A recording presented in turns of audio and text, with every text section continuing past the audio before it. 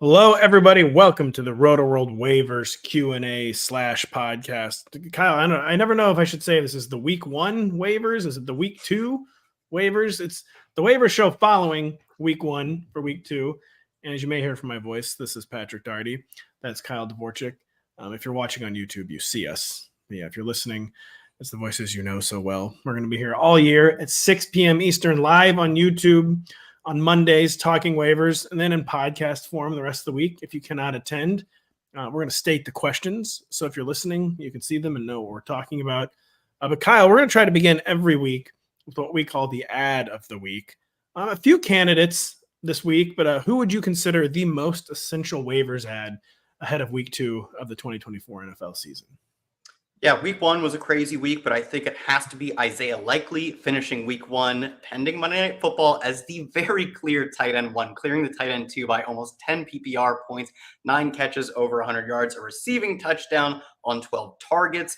He looks like at least a very clear number 2 or 3 pass catcher for this Ravens passing attack, given their lack of pass catching weapons, past Zay Flowers and Mark Andrews. Tight end premium or not, I do think he is the number one ad. Likely is a weird one in that pretty strong chance he already had his best game of the season. Like that's going to be tough for him to top, especially with Mark Andrews healthy. But it's another, he's got to be 100% rostered. Even if you think that's a season best game, you think that's a career best game for Isaiah Likely. I mean, you don't unsee that. He was Lamar Jackson's primary read, in the big AFC Championship game rematch. And I'm not saying empty the fab clip. What would you say of 100 out of 100 budget? What percent would you spend on Isaiah Likely at a position tight end that produced absolutely nothing in week one? What percentage are we talking for Isaiah Likely? Yeah, I think the top scorer sans Likely was about 12 points. Again, we have 2 more, I guess maybe backups too, but we have roughly 2 more tight ends. Your favorite Conk Daddy and my favorite, frankly, George Kittle are both going tonight. So we have 2 more tight ends. Other than that, I think it's about 12 full PPR points we have. As the tight end 2, he was in full PPR 26 points. I think I'm going to be conservative. And I think if you're listening to me, you will not get a ton of Likely in your fab leagues. I'm only at 33% fab is where I think I said a 30-year fab is where I'm at. He didn't run as many routes as Mark Andrews. He was still sort of, I don't want to say clearly, but he was the tight end 2 in terms of just how often they put him on the field. I think his ceiling is that they sort of use him as their de facto second receiver, which is their third pass catcher on a relatively run-heavy approach team. I mean, Lamar Jackson's third pass catcher, on the other hand, sounds much more exciting when I spin it that direction. But the third pass catcher on a run-heavy team is less so. And we've seen throughout his career that he really isn't involved in the offense when Mark Andrews is out there. So this is a drastic turn from what we've seen from him over the past 2 seasons. Do I think it makes sense? Of course. As much as I love Rashad Bateman, he's not it, man. I do not think he is their number 2 pass catcher, number 2 wide receiver, obviously. So I understand why they're doing what they're doing, but there are just a lot of if, buts, ands that go on when you talk about a 1-week sample of Isaiah Likely that, tight end premium kind of changes things, but in a standard non-tight end premium format, I'm topping out at a third of the fab clip. And I don't think that's what he's going to go for. I think he's more in that 40 to 50% range on his average bid. So he's I still think he's the pick up of the week. And on waiver wires where it's just, do you have the first pick?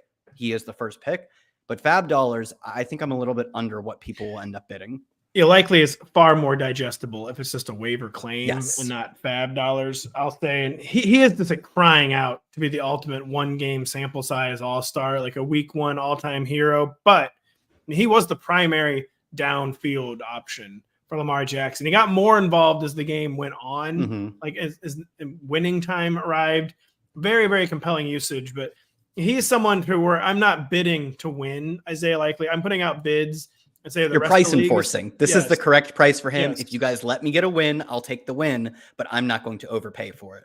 I'm frankly just doing 10 or 12%, which is really, really conservative. You're probably not going to win him with that, of course. And in general, you want to spend fab early in the season, not late. It's kind of what are you waiting for? You need the help now. A lot of the best ads, well, especially the best non-injury ads are going to be by definition in the first 2 or 3 weeks. Later on in the season, it becomes more about injury roulette. The guys who are actually going to produce, who are just producing because they're good and not because someone else got hurt, will become available in the first few weeks. But yeah, I'm not really bidding to win on Isaiah Likely. I'm bidding that it'd be nice to have. The very first reader question comes from DM Sports, and he's wondering what everyone's wondering. Puka Nacua is out a minimum of 4 weeks. He cannot return until the week 7 because the Rams are on bye in week 6 naturally.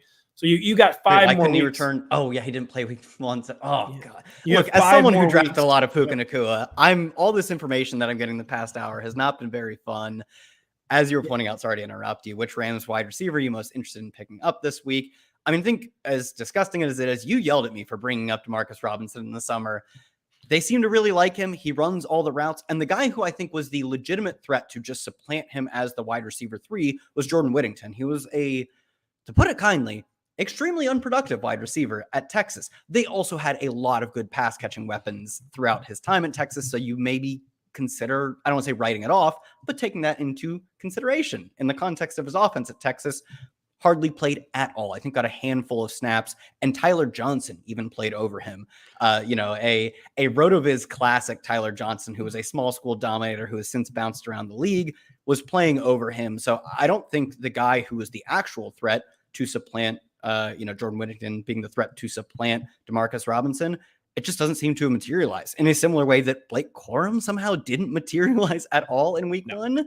Yeah, I mean, based on the usage, I think you have to say Demarcus Robinson is the clear number 2 wide receiver on this team. If you are sickeningly desperate, I think Tyler Johnson projects for a lot of routes, though that one does feel a little more susceptible to the Jordan Whittington or another guy on the roster taking him over. Robinson should see a lot of routes and some targets. He's more so a deep threat, so the production will come where you start him this week, get very frustrated with 0 of 2, and then a week later he goes 4 for 101 and 1. But he has to be the guy you have to add. The only caveat here is, of course, in-game usage. Like in post-injury stuff is always different the following week than it is in-game. But everything you said about DeMarcus, we already knew they were high on DeMarcus Robinson. He was highly involved last year. They never stopped talking about him this summer. He is clearly the guy. So first off, we know the guy who's going to actually absorb a lot of these missed targets is just Cooper Kupp.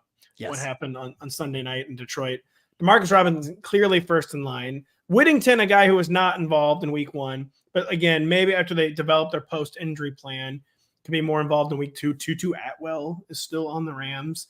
He could be involved. Colby Parkinson was involved in Detroit. So it's going to be kind of unsatisfying. I think the ultimate trickle-down effect, though, where a lot of it's just going to Cooper Kupp.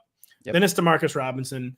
Then it's kind of a free-for-all behind them. But yeah, Demarcus Robinson is the one guy that you should really be targeting on waiver. Like, we're not targeting Tyler Johnson. He was shockingly involved, I'll say. But I think especially when they can game plan, we might see more Tutu Atwell, who did well as like a role player.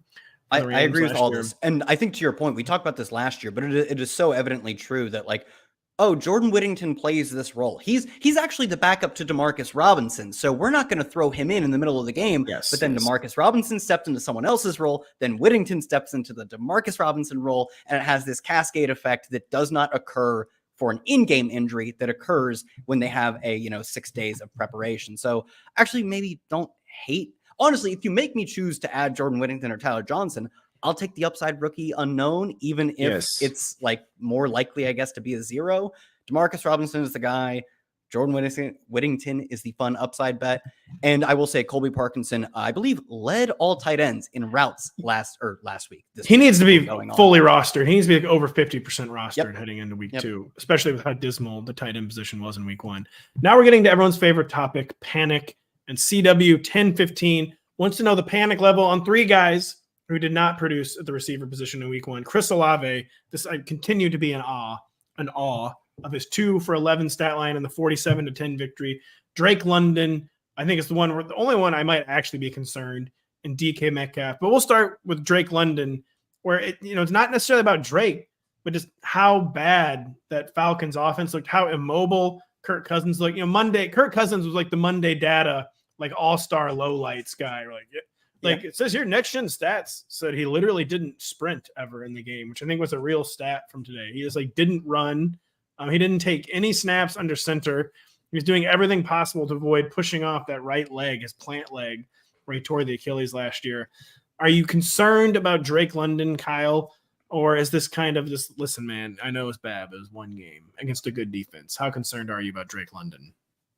Yeah, I mean, I think London has to be the highest risk of these three because the surrounding circumstances risk among all of them, Olave's, there's none. The surrounding circumstances were somehow great, and he didn't get there, as we talked about in the week one recap show. The surrounding circumstances were literally the best they have ever been for Cris It was Olave. it was too good of a week for the Saints for Olave. I hope so. It was a fluke. Yeah, I mean, the thing is, the Saints were like, I don't know, what about a Jamal Williams touchdown this drive? And the Panthers were like, you got it. And they're like, Foster Moreau, dial it up. And they just got it. And they got it. And they didn't need to go to their number one receiver. Olave still ran more routes than anyone else, played more snaps than anyone else. Feels all right. DK, the concern systemically is a little higher. The offense didn't look as good, but the quarterback physically was able to throw off of his dominant foot. Yes. Whereas, I mean, can you say that for Kirk Cousins? No. As you pointed out, I think you have to say the opposite. He doesn't look to be all there yet. So to me, London, in terms of routes, target share, all of our sort of, are you getting a good chunk of the pie metrics? I'm not concerned. Will that matter if Kirk Cousins physically can't play football anymore? At this point, you're giving Kirk Cousins a few more weeks, and if it doesn't work out, you're probably hoping you see Michael Penix, which it's going to be very ironic, and both sides are going to take victory laps. Oh yeah. If the Michael Penix pick turns out to, I don't want to say be good, but it turns out that he plays, both sides are going to have their victory laps. All are massing their forces for that debate, which I do think is coming. Kirk, I tweeted like kind of as a joke, like the benching is nigh. Like he already had his like I'm getting benched moment, and this physically, unless something really dramatically changes, it's the positive case with Kirk Cousins, if you're going to make one, is that he has not played a real football game since he had torn his Achilles. That's always like the big step, coming back and trusting your body. He now knows he can do it. He got through a Sunday, did not get re-injured. Maybe from here on out, he's going to be a little more physically comfortable. They'll open things up more. But yeah, that's just a hope, and like maybe just a prayer based on what we saw. It just didn't appear anywhere close to ready.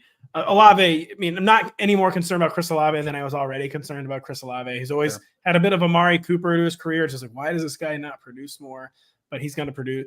DK Metcalf, too, the Seahawks, they were more productive in the second half. They got with it more in the second half. That was maybe more of like a feeling out period with the new offensive coordinator, Ryan Grubb. But Drake London is the one we're concerned because it's not as easily explained away. And he might need outside forces to save his season, a.k.a. a quarterback change. So let's see here. 0 RB paying off early, down horrific at running back. FMP he's got Javonte. Brian Robinson, Rico Dowdle, Tajay Spears, and Jordan Mason. Anyone worth claiming at this stage like Madison, or stay put with Mason or Rico? I mean, you in this position, Brian Robinson looks to be a good pick. He's still a committee back, but I think he's going to get sort of short yardage work, which I guess maybe there's not a ton of it to go around given how Jaden Daniels looked. But even on I don't think there'll be a bottom 5 team, although maybe that's frankly optimistic. But as long as they're not a complete bottom falling out team, even if they get there in garbage time, short yardage should net him, I don't know, 8 or 9 touchdowns this season over the long run. It'll be a little hit or miss, but Robinson seems like he's locked in as a starter for you. Bo Nix didn't look good. We gotta, that'll be a talking point at some point. Let's say you're not starting Javonte this week. Honestly, I just thought the Browns game was a very weird script for Rico and the entire Cowboys, where the Browns were just, they're not a functional NFL team right now. So I'm holding out hope for him. Spears, Brian Callahan comes out and says that they want to get him more involved. Tony Pollard looked really good, though. I think you're starting Brian Robinson here. And given the state of you not really having a clear second starting running back, I do think you are in the unfortunate position of Jordan Mason was a great pick. If anything happens to McCaffrey, he is an absolute slam dunk. Your roster can't really afford to hold on to that guy. So I am probably looking to troll the bottom of the waiver wire for what we have right now is frankly PPR scans and a guy like Justice Hill and a guy like Alexander Madison. Ironically, I believe they both play each other next week. Well, yeah, Kyle, I'm just going to say, I know you wrote about Alexander Madison a lot. So I'm asking a question from our own account that says, tell us about Alexander Madison. Tell us real quick about Alexander Madison and what kind of ad he is this week. For the audio listeners, he's not doing a bit. He literally did type into our own chat from our own account. Tell us about Alexander Madison.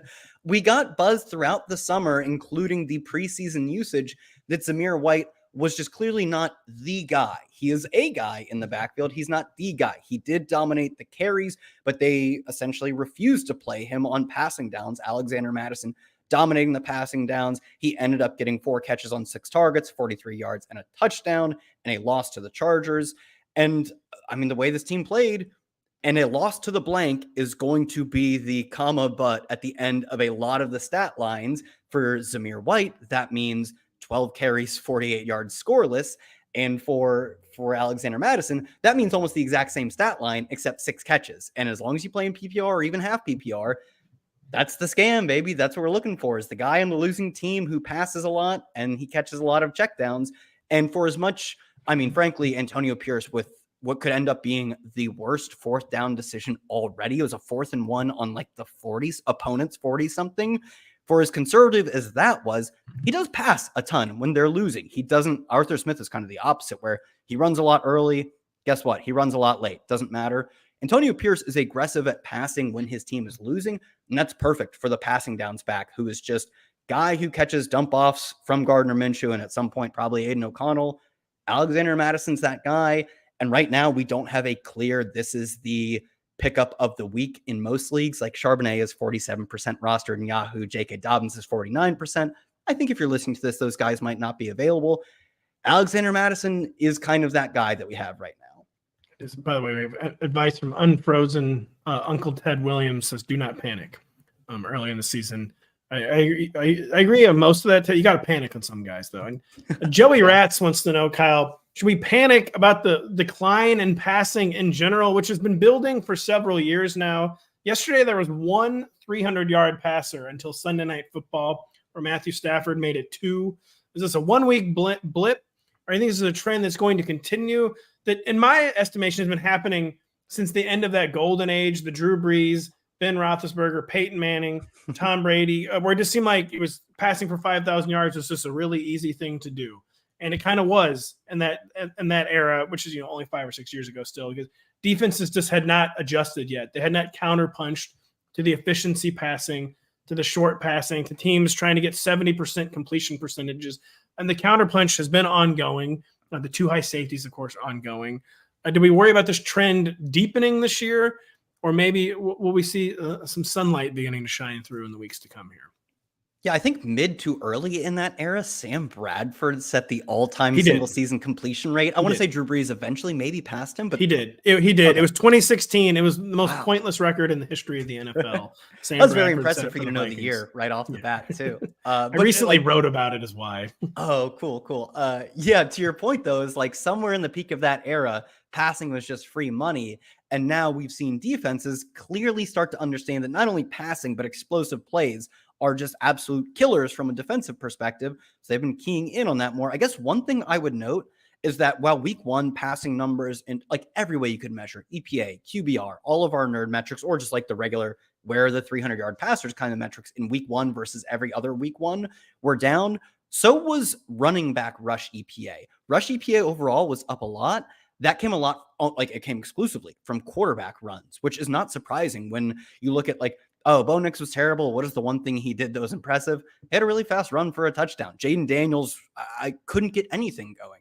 Oh, but he also ran for 2 touchdowns. And I think that's maybe the one outlet to, I don't want to call it passing attack, but quarterback valued production sustaining or at least not falling off a cliff, is that I do think the NFL right now understands how to utilize quarterback rushing more than ever. In terms of passing production, though, I think it is undoubtedly, is empirically down in week 1. Another thing I've seen people float a lot is the lack of that final preseason game, basically meaning week 1, teams play their offense like they would have played in the 4th week of the preseason. It's a final chance to get a tune-up that they're missing out on. I do think passing will improve from week 1. It was a dreadful week 1 for passing, but defenses are doing everything they can to limit the pass because that's where the meta of the NFL is right now. So do I think it will rebound to where it was in the middle of the 2020 season? No, I don't think that's even in the question.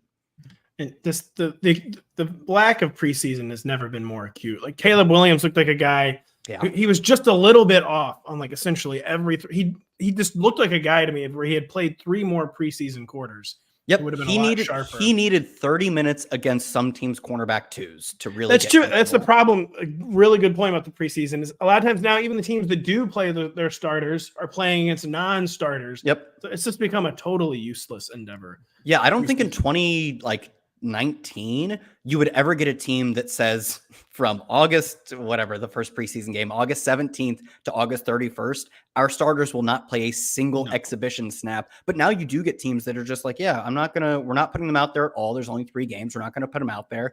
And then so you get other teams that are playing their starters for an entire half. And it gives this very weird dynamic where they're ultimately playing against practice squad players. So some preseason tune-ups don't even end up fulfilling that purpose that it's all it was there for. You get a dynamic where Kenny Pickett lights up the preseason. Honestly. So speaking of the passing being in decline, Wesley has a question in a lot of people's minds. Has it never been more over for Joe Burrow?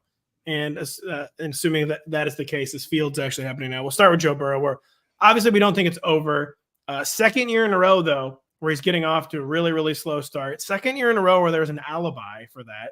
Last year was the calf injury. This year it's the receiver craziness. T. Higgins going down late last week and then not playing. Jamar Chase was mostly out there, but questions about his conditioning after essentially not practicing in training camp. Wasn't that tough of a matchup. It's not like the Patriots defense is bad or going to be bad under Jared Mayo, but not a defense that should be beating you at home in your home opener. Now they have to go play the Kansas City Chiefs on the road. What is our concern level for Mr. Joe Burrow in the Bengals offense?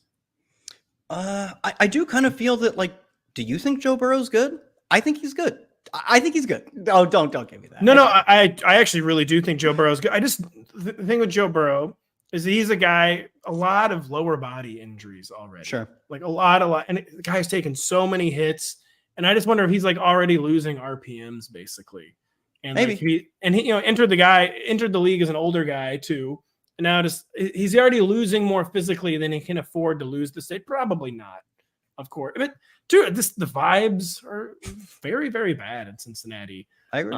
So yeah, it's just a strange setup and situation with Joe Burrow right now. But yeah, I still think Joe Burrow is one of the, like, if I want like a 1-game starter type of deal, like if I can put Joe Burrow on like a good team, like he's still one of the 10 best overall players in the NFL. Yeah, totally agree. I mean, like you said, vibes are bad. Injuries obviously have been an issue for him, but can we predict the future injuries of Joe Burrow or what the past injuries effect have had on him? I don't think we can predict that. I think looking back over the history of time, we can say like, oh, turns out Ben Roethlisberger physically had nothing left, and that's why they were throwing a 5.8 40 times a game. But right now, I can't confidently say that about Joe Burrow. Jamar Chase, like we said, has an alibi for why he didn't do anything week 1. He didn't play at all in the offseason, and they weren't even sure he was going to play in week 1 until 90 minutes before kickoff. T. Higgins wasn't even there. So to me, T-Man. Yeah, I know. To me, I do think that was probably the worst performance we'll see from Joe I think Burrow so too. this season. And two, human nature, maybe it's week 1, like you said, kind of a preseason game. It's the friggin' Patriots, one of the contenders for the number 1 overall pick.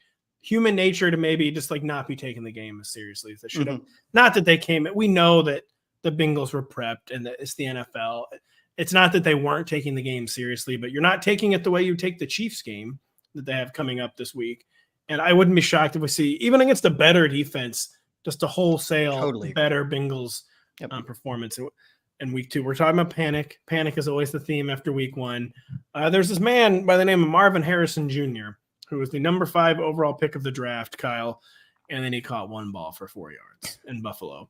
He was sprinting wide open, of course. Oh, yes. My God. As someone who was like, oh, go Buckeyes, draft him in the offseason. My entire thesis of the play, if you listen back, was that he went to Ohio State, incredible university centered in Columbus, Ohio.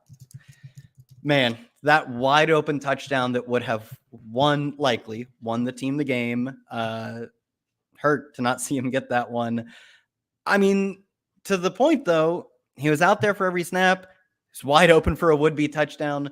And the offense put up some points. Some of it was come back, catch-up mode, garbage time. But I feel like I'm a little bit interested in the Cardinals buy low, given the panic surrounding guys like Trey McBride and Marvin Harrison seems very high. Very, whereas very I high. just don't believe one game sample can tell us that much about these guys compared to the panic.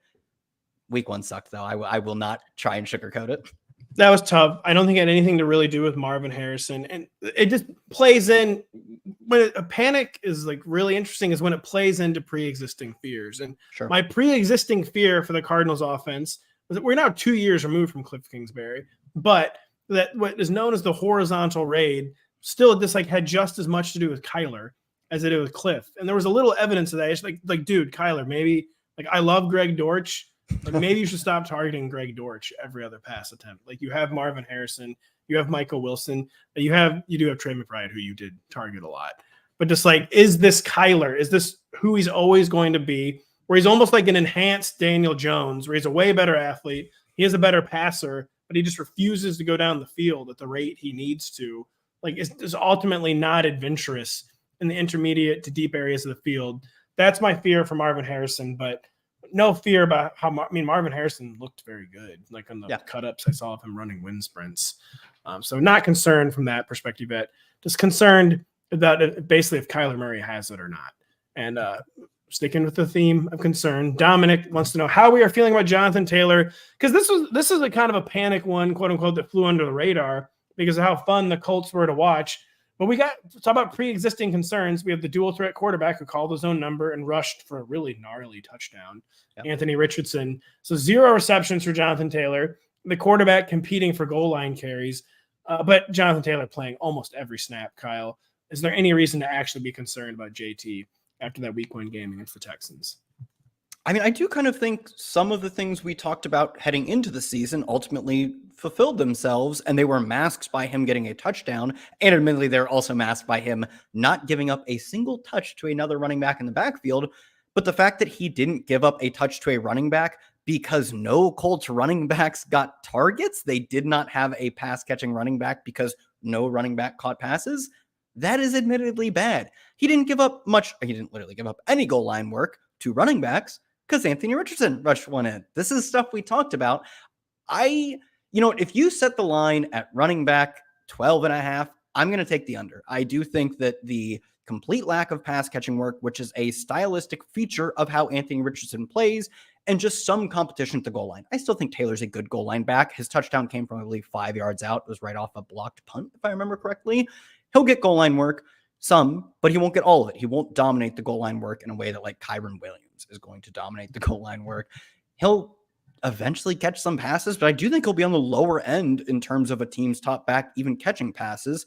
That's all a lot of red flags for a guy who at the end of the summer in best ball drafts was drafted at the 1-2 turn. So I actually am probably more concerned with him in terms of where I was starting the summer now than I am with Marvin Harrison. I'm like you said, I don't know. He was out there. He looked good. He had a wide open giant touchdown that just they didn't see him on. Whereas Taylor, it was sort of systemic to, I think, how he's going to be used, which will be not through the air and less at the goal line than some other true RB1s. Yeah, that was always back of my head concerns with Jonathan Taylor. It was not fun to see them in literally week 1 come to fruition. But I just don't think we know the true nature of this Colts offense yet, and that they're working on it. And it's going to be kind of a work in progress offense. The sticking with panic, FMP 823. Yeah, he feels like he doesn't have a tight end on his team because he has Dalton Kincaid. I think that's the nature of his question. Concern level, Dalton Kincaid. All like the percentages, bros. Like he's still running routes, he's still playing snaps. Blah blah blah blah blah. I know they scored 34 points and he caught 1 pass. And unlike the Saints, this game was actually competitive the entire time. How concerned are we about lightning rod fantasy player Dalton Kincaid? If the concern is for me, I'll say Jonathan Taylor is like an 8 or a 9. Like this seems like bad usage, and somewhere where I'm like, I don't know, we'll get there next week as 1 or 2. I'm at like a 6. I'm above average concerned on Dalton Kincaid because he was good last year, but he wasn't great. Like he did not come out like Sam Laporta and immediately wow us with this guy is an undeniable talent. He was just a guy out there running a bunch of routes with top 20 in terms of talent. If we could quote measure talent in terms of the yards per route run and other fancy stats. And then he comes out and his splits were terrible with Dawson Knox last year, by the way. And then he comes out and immediately doesn't do anything again. To me, he seems like on the lower end of the Evan Ingram to Tyler Conklin spectrum of guy who can certainly run a lot of routes and rack up targets, but he's not even doing a ton of that with Josh Allen. It feels like a lot of modest red flags are popping up. The question, that follows this is, should I still go for one? Is there a target on the waiver wire? Basically, if you have Dalton Kincaid, do you need a piggyback, a caddy on your bench? Or like, can you trust that you're going to be rolling Dalton Kincaid out there every week? Or do you need to basically be having a contingency option for someone you were hoping was your every week starter at tight end? Yeah, I think you should be flipping $1 or $2 bids or just, if you're late, your second or third waiver wire bid on a guy like Tucker Kraft. Like, I don't think there's a tight end. I still think I'm starting Dalton Kincaid over Isaiah Likely, though. As I say it, it feels a little suspect, but I still think I am next week. So I don't think you need to, blow all the fab on him. I do think, though, that you should be giving yourself small outs. Tucker Kraft ran 80% roughly of the routes on what will eventually be a Jordan Love offense. I like that a lot. That's the argument we make for Dalton Kincaid. He runs a bunch of routes and he plays with Josh Allen. We also like Jordan Love when healthy a lot, and Tucker Kraft is just the starting tight end, and it's not a 1A, 1B. He is just the true starting tight end. I don't mind that. I mean, we saw how good the Saints looked. Juwan Johnson didn't get a full route share. The guy who did, Foster Moreau, is now in concussion protocol. I think he could be a good bet for 4 catches, 40 or 50 yards, and an occasional touchdown. Kind of feels like what you're hoping with for Dalton Kincaid next week. So I don't think you are picking someone up to start over him in week 1, unless, like you said, you get the very cheap, my league fell asleep at the wheel on Isaiah Likely. Maybe you can argue that one. But I do think you want to have some contingency plans for him. I'm going to answer this one real quick from Billy, who's wondering if Jalen Wright is droppable with Jeff Wilson still around and apparently being the primary number 3 back. He's in a 14-team league. I'll just say Jalen Wright is not droppable yet, despite being a healthy scratch in week 1, because as you've probably seen by now, Devin Achane and Raheem Mostert both on the injury report. Neither would have practiced Monday. It was just an estimation. Neither injury seems serious, but they're on a short week naturally somehow. It's already one of the 2 most banged up teams, the Bills and Dolphins, naturally playing Thursday night on Amazon on Thursday Night Football. Jalen Wright, never a good sign when the rookie is a healthy scratch for game 1. But that was Achane, though, I believe, was a healthy scratch one last year as well. It's just too fluid of a situation, and especially in a 14-team league. I know you probably need the roster spot is why you're asking, but I'm not cutting Jalen Wright loose quite. You got to at least take it through Thursday. You got to see what happens with the Dolphins' RB health ahead of Thursday. So at the very least, take it to Thursday. We're going to stick with panic. I saw the Chicago Bears. I watched this entire game. Should I drop? I'll answer this one too, and then you can maybe add on. Should I drop Caleb Williams? I would say no, Ned. He's not going to be in the top 12 quarterbacks this week. Just my sense from watching that game is that it was nothing like quickly unsolvable either for Caleb Williams, where I'd say he was just a little bit out of sync. I was relieved physically. He looked like the part. Like, he looked big. Sometimes at USC, I was like, Caleb Williams actually as big as he's listed. He looked big. He looked really athletic. I said on our podcast last night, I'd love to see him do that in the NFL. And he was actually mostly doing that stuff. He was like escaping the pocket and doing like cool athletic stuff out the pocket. He was not completing those passes, but he looks physically ready. He just looked like a beat off. And it might be a few more weeks till he gets on track, gets in rhythm, gets in sync. He just did not look that far away from me, for me, Caleb Williams. And I'm holding on to Caleb Williams if you can. Derek Amato wants to know, can George Pickens overcome lousy QB play and negative game script, Kyle? A few concerns with George Pickens. I think I saw you posting about those. Overall usage wasn't really that bad. But are we concerned about George Pickens and what was predictably not a very fun offensive environment for the Steelers? Yeah, his snaps were kind of dreadful. I think they were in the 60% range, but a lot of that was them playing what was the highest rate of 3 and 4 tight end snaps in like 5 years, but a lot of that was on run plays, right? Which I guess technically is okay. Obviously, you'd just rather him play every snap to alleviate any concerns. But ultimately, if they're predictably going to be run plays, you don't need him to be out there for those. He still ran. I don't think he led the team in routes, actually, but he ran enough routes for you to say that's fine. He got 30% of the targets. I didn't pull up the air yard share. He's George Pickens. I'm going to assume it was like 50. In terms of his dominance of the passing attack, I actually don't think anything has changed. Despite the low snap share and what I think was like 6 for 85, which is a fine but hung performance. Yes, fine. In terms of he didn't score a ton of points and he didn't get nearly as many snaps as we'd like. I'm not as concerned about those things. Also, we saw another awful Arthur Smith game. That feels awful, frankly. Like, this is what we expected. He's going to run a lot. They're not going to be a great offense. This was avoidable. This was avoidable, Pittsburgh Steelers. It was avoidable. Well, it was avoidable when they were in the contract negotiations with Arthur Smith, and they chose to do anything but avoid it. So, I mean, I'm still my opinion of him has not changed at all. I still think he is maybe the best bet to have the highest share of his team's air yards. What does that mean on an Arthur Smith offense with Justin Fields and probably one day Russell Wilson under center and then Justin Fields again a few weeks after that? It doesn't feel great, frankly. Does not feel great. We have some more droppable questions. Robert Little wondering if Mr. Cortland Sutton is droppable. These are his words, not mine. That Bo Nix is a hot garbage. And with Bo Nix, I will just say one game. The problem with Bo Nix, though, everyone knows he's supposed to be a scam guy. How are you supposed to run the scam when you don't have anyone to even catch the passes? Cortland Sutton is the only one to catch the passes, though, Kyle. Would you consider Cortland Sutton droppable? I'm, of course, leaning towards no, but how do you feel? Yeah, I feel the same way. I mean, if we had a very clear, this is the guy you have to pick up, starting running back hurt, we're looking at an RB1 season from player X, sure.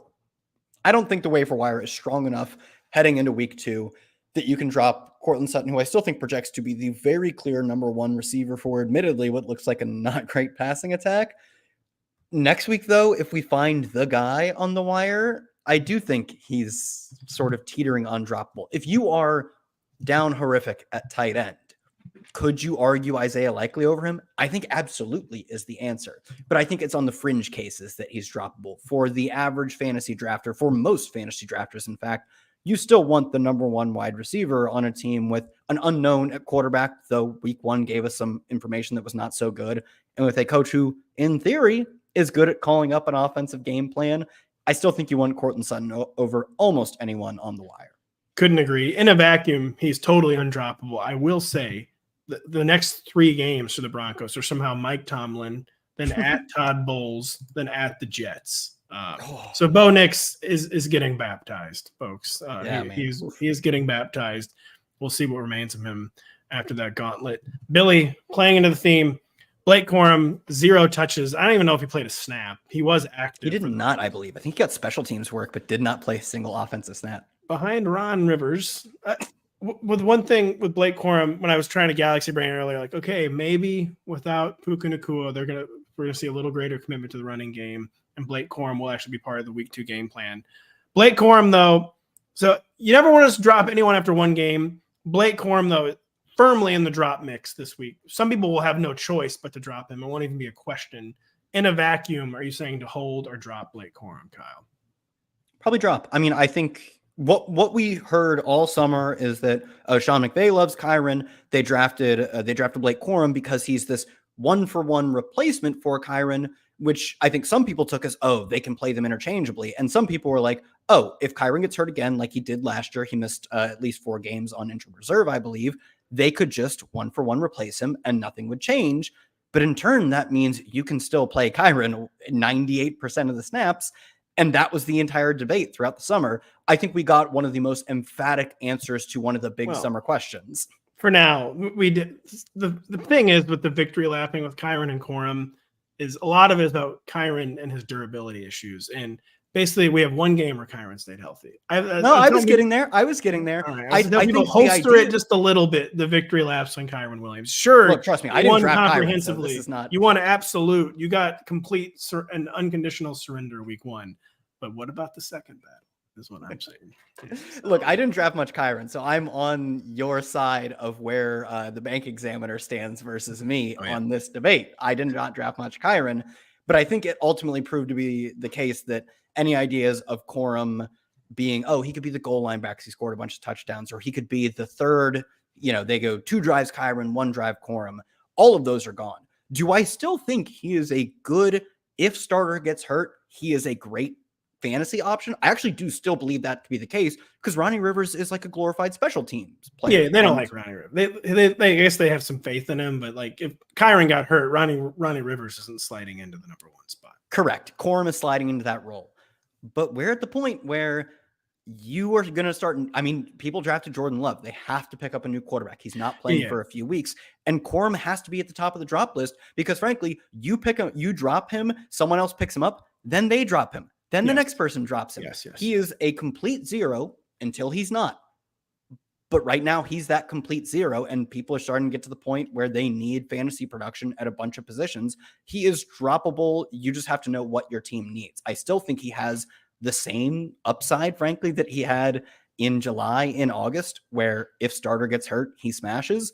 But that's clearly all he is. There's no room for growth beyond that. Friend of the show, Stevie Janowski, wants to know if he should stop yelling. I have a need for Shaheed at the television. Steve, yes, you should. You should very much stop doing that. I don't know, man. That Saints offense, they bumped shoulders with a guy who talked to Kyle Shanahan once and immediately put on an MVP caliber performance from Derek Carr. We might be getting the need for Shaheed like every other week. By the way, Chad tells me to stop slandering Devon Vele on the Denver Broncos, who is apparently very much of the latest Sean Payton PPR scam. Chad wants to know, is Justice Hill a hill worth dying on? I guess pun intended. After the preseason talk that he would get a starter workload, that he would basically be involved. The Justice Hill would, and he was involved for the Ravens. I don't know. Does he mean Derrick Henry? I'm actually misunderstanding this question a little bit. No. I think that's what it is. Because Justice Hill be rostered, starting caliber running back. He's going to play a bunch of snaps for us. And I mean, so this week they get the Raiders. Dude, Justice Hill isn't seeing more than eight snaps against the Raiders. Big dog go woof this week. Yeah, big dog's barking when they're 9.5-point favorites against the Raiders right now. We'll see where that lands at the end of the week, but they're going to stomp the Raiders, and we're going to get 30 for 145 and 2 from Derrick Henry, and Justice Hill's going to have 3 total touches. But then I believe after that, I want to say it's Bills and Cowboys. It's 2 good teams. Apologies if I forget which 2 teams. In those I assume those are, high scoring back and forth affairs with teams that are not complete embarrassments like the Raiders. We probably will see a lot of Justice Hill. It's exactly what we saw with Tajay Spears last year, who finished, I believe, as the RB34 in PPR, caught 52 passes, and quite literally to the exact snap took Derrick Henry to a snap standstill. And I think that's what Derrick Henry is at this point. He just has no value on passing downs, no value as anything other than if we get him in space as a pass catcher, maybe he can make some moves, but he just can't move like that as a true pass catching threat out of the backfield. Move side to side like that. It's if you get him in the open field and he gets the head of steam, then it's over. But yeah, there are some scheme touches scenarios as a pass catcher in which he should be out there, but can you run a wheel route and shake a corner? No. I mean, his coaches last year and the year before that, and this year have all said no. So I'm going to side with them and their usage. So I do think in the games, I think it's Dallas and Buffalo, if I remember correctly. In those games, we could get a little bit of a Justice Hill PPR scam. Unfortunately, you have to wait 1 week. We're not getting it against the Raiders. We'll try to go a little more rapid fire as we get kind of near the end. One more from Chad, who wants to know, is Terry McLaurin going to be a problem or someone that you should be trying to offload in a trade or someone you should be keeping the faith in after a very mixed Jaden Daniels passing performance, to put it mildly? Yeah, I'm probably going to be lower in my weekly rankings going forward on Terry McLaurin. As much as I love Jaden Daniels, I love him because he is a cheat code in that he's not a great passer and yet he scores fantasy points. That is a very bad recipe for someone like Terry McLaurin, who coming into the year was a very strange player in that we had seen his target share drop and drop and drop. And last year, despite the team passing at league leading rates in terms of pass rate over expected and overall dropbacks, really didn't have a good year. And now he's already, I believe, 27 or 28. There are some serious red flags going off. And now we know he has a passing attack that is not going to just make it easy for him. I still think maybe he could get there if he was an elite talent. But my questions about his talent are at least up in the air. Questions about the quarterback play aren't even up in the air. They just kind of seem settled that they're not good. So I'm going to be probably lower than consensus on McLaurin going forward. I will say there are quick fixes that can be made. Like Jaden Daniels, kind of like Anthony Richardson, can throw down the field. Maybe just dial up some shots down the field. Sure. Cliff Kingsbury, if you ever thought of that. He has never thought of that. He has never thought. Mr. Makar Rashid wants to know fab percentage for Alexander Madison in a 14-team league where the need is probably a little more acute. I'm still thinking very conservative, like 5 or 6%. Kyle, is that too low? Because you probably won't get him maybe if you're only doing 5 or 6%. 14-team league for Alexander Madison. No, I mean, I totally agree. He is a player who, to put it kindly, is not the most talented. Frankly, I think he is one of the lesser explosive backs in the NFL. He's just a guy, frankly. He's a guy who's probably going to play another few years, as just brought in for 1 year, $2 million. He's that type of player who plays on a bad team, who is the clear second back in a committee. You are praying for, I mean, you were really lucky to get what we got this week, which was a touchdown on top of the 4 for 40 or whatever it was. I totally agree. 5 or 6% of the fab. And that's if you need a running back to start this week. If you don't need a running back to start this coming week, he doesn't really have any utility to you other than an emergency ripcord that you are not going to pull if all goes well. Yeah, I think you need to be waiting for like the killer injury app there, basically Totally. the 1-for-1 replacement. I'm going to answer this one. It was a trade question. Someone was pining for us to answer it. Would you trade Jaden Reed and Joe Mixon for Pacheco and Shakir? I would not. I would keep Jaden Reed and Joe Mixon very, very easily. Kyle, let's see. How worried? We can't answer all these questions from Mr. Test PK. How worried are we about JSN? We said we were only vaguely worried about DK Metcalf. JSN is supposed to be this time it counts. And certainly it was the same thing we got last year. 2 catches, 19 yards, I believe. Are we worried about JSN, or are we just in wait and see mode with the Seahawks? We got to get more data points. Yeah, I kind of feel the same way as you do. At least it sounds like you do, in that the Seahawks did some stuff that seemed right. Like you said, in the second half, they really started to pull it together. They ended up having a top 10, as in they were 10th in pass rate over expected, which is in the ballpark of what we talked about over the summer. Maybe we hope for a little more, but it was also their first game against an offense on the other side of the ball that looked rather inept. I mean, the JSN concerns are what they were 1 week ago. I don't think a ton has changed there. Odunze, it's just injury concerns right now. He actually got a pretty reasonable chunk of the routes, given what we thought. Given what JSN did in this offense last year. Man, it's over for Odunze. You can't come out of your first career game with as many MRIs as catches, and it was a totally fluke catch. It's already shaping up to be like a lost rookie season for. I pray the MRI is negative, of course, but it would solve a lot of the Bears issues too. Like, how in the world do we get these guys targets? Oh, it's going to be redshirt Rome Odunze on IR for 4 games. I don't know about Caleb Williams saying I wish I had less weapons given how bad it was. It's true. That's a very, very good point. We concerned about Deontay Johnson, by the way. Yeah, man. Yeah. I mean, Bryce Young, I don't think Bryce Young is anywhere close to an NFL caliber quarterback. It sounds harsh, but it's getting sad. Yeah. Stripping away the artifice. Yeah. It's just kind of tough to watch. It's tough to watch. Yeah. He doesn't seem, I think he has a good offensive coordinator. I think he has, I guess head coach sort of calling the plays. I assume he has a better offensive line, incredibly improved weapons, and yet he looks like the exact same player he looked like last year, if not worse at times, frankly. So not everyone who gets drafted is an NFL caliber player, and he has shown really almost nothing to prove that he is that kind of player. And Deontay Johnson is sort of just caught in the crossfire of his quarterback is not going to be able to get him the football at a rate that creates fantasy points. So, it's 1 week, like we said, but it's not just 1 week. It's 1 week that looked exactly like the last 17 weeks of football we watch. I think he technically missed a game, so don't yell at me at the comments. But, I don't think he changed at all. And that's doom for the fantasy options on this offense. We got 2 more questions, I believe. One of the pavement reference, Slanted and Enchanted, wants to know, is Cooper Kupp the wide receiver 3 overall? Now, it doesn't really matter because we know he's a top 5 or 6 guy. To answer your question, Slanted, yes, he might as well be. You were never benching him before. Now, even if you have the most top-heavy team in history, you were never, ever benching Cooper Kupp. He's a top 3 or 4 or 5 or 6 option. Bill wants to know, do we think the ETN and Tank Bigsby split continues? If he misses out on J.K. Dobbins on the wire, he's targeting Tank. I don't know, man. I had the feel of a fateful moment when ETN it almost felt like a career-altering fumble for Travis Etienne. Slow motion. You could feel time slow down as it happened. You want to describe it real quick so the listeners know? Yes. Who was already under fire from his coach. And he's having a somewhat good game, and then he fumbles at the 1-inch line.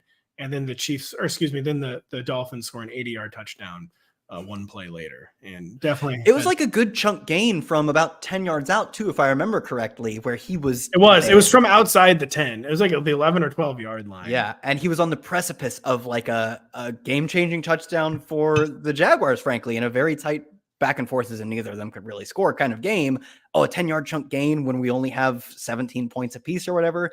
And for a touchdown, obviously, that's it. And then he fumbles at like you said. It decided the game. It decided the game. Let's be real. Absolutely. It totally decided the game. And it comes off the heels of an entire summer of the coaches telling us, that's the problem. We need to get Tank Bigsby more involved. We need to scale Travis Etienne's workload back. He touched the ball too much last time. And you kind of saw it last year where he just was not that same explosive back.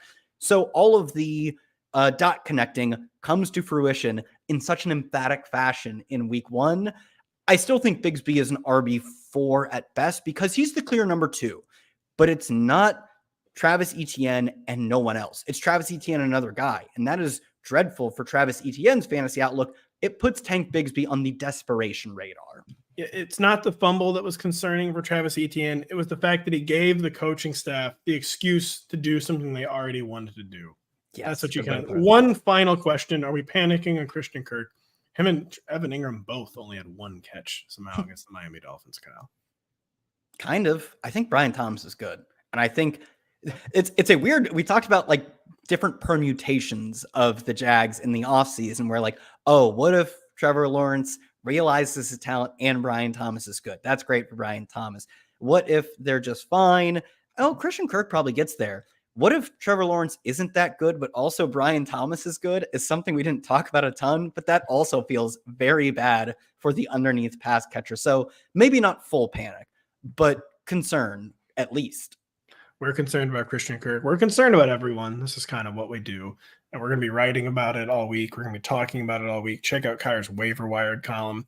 Check out his start him, sit him later in the week. Check out his third column, a stat on all 32 teams. Stats. There you go. Yeah, you remembered it. Really, really good stuff. I have my rankings coming out. Check out my Sunday Aftermath, a breakdown of all the biggest storylines coming out of week 1. Check out the podcast. Denny Carter and I are back on Tuesday. So sorry if we did not get to your questions, but we'll be back to do it next Monday at 6 p.m. Eastern, and we'll do it every week. So for Kyle, I'm Pat. Thanks for listening. We'll be back later.